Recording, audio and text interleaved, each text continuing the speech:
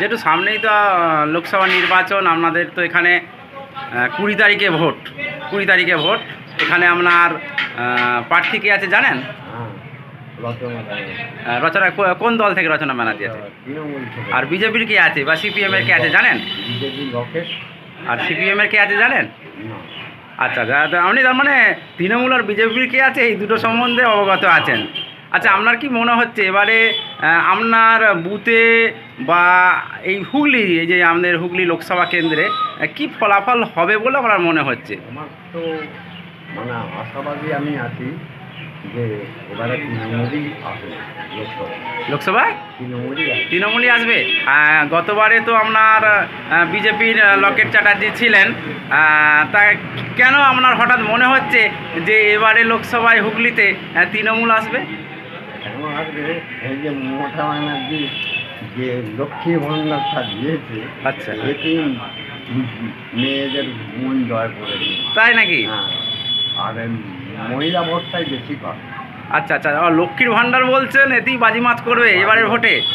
হ্যাঁ, রচনা ব্যানার্জি তাহলে জিতবে বলছেন? আচ্ছা আচ্ছা, আর রচনা ব্যানার্জি যদি জেতে তাহলে সেই সাংসদের কাছ থেকে কি আশা করছেন? হুগলির উন্নয়নের জন্য কি, আপনার এলাকার জন্য কি চান, যে কি দাবি আছে আপনার? দাবি কিছুই নেই কম, যেগুলো উন্নয়ন হয় না সেগুলো যেন করে।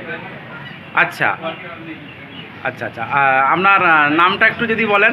শিবপ্রসাদ ঘোষ। শিবপ্রসাদ ঘোষ, আপনার বলুন বাড়িটা। ময়ূরগড়িয়া। আচ্ছা, গুরুবাড়ি 1 নম্বর পঞ্চায়েত। আপনার বয়সটা কত হলো? আমার বয়সটাই 84 চলছে। 84 বছর বয়স? আচ্ছা, তবে এখনো বার্ধক্য ভাতা আমি পাইনি। বার্ধক্য ভাতা এখনো পাননি? তাহলে এর জন্য কি আপনার মনে কষ্ট নেই, ক্ষোভ নেই এই সরকারের বিরুদ্ধে?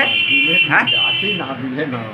আপনার তো 84 বছর বয়স বলছেন, কিন্তু আপনি তাও বলছেন যে এবারে এখানে হুগলিতে তৃণমূলে যদি লক্ষ্মীর ভাণ্ডারের প্রভাব, কিন্তু এই যে আপনার বয়স্ক ভাতা পাননি, এর কোনো প্রভাব পড়বে না ভোটে?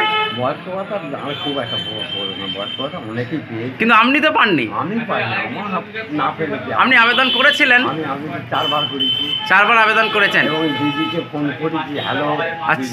আচ্ছা আচ্ছা, কি বলেছে সেখান থেকে? হবে পরে। আচ্ছা, এর জন্য আপনার কোনো ক্ষোভ নেই? না, আমার কোনো। তবু আপনি এখানে তৃণমূল কি চাইছেন? দিলেও আছি, না দিলেও আছি, এতদিন যায় না, চলছে। আচ্ছা আচ্ছা আচ্ছা, তবুও আপনি বলছেন যে হুগলিতে রচনায় রচনায় জিতবে। ঠিক আছে।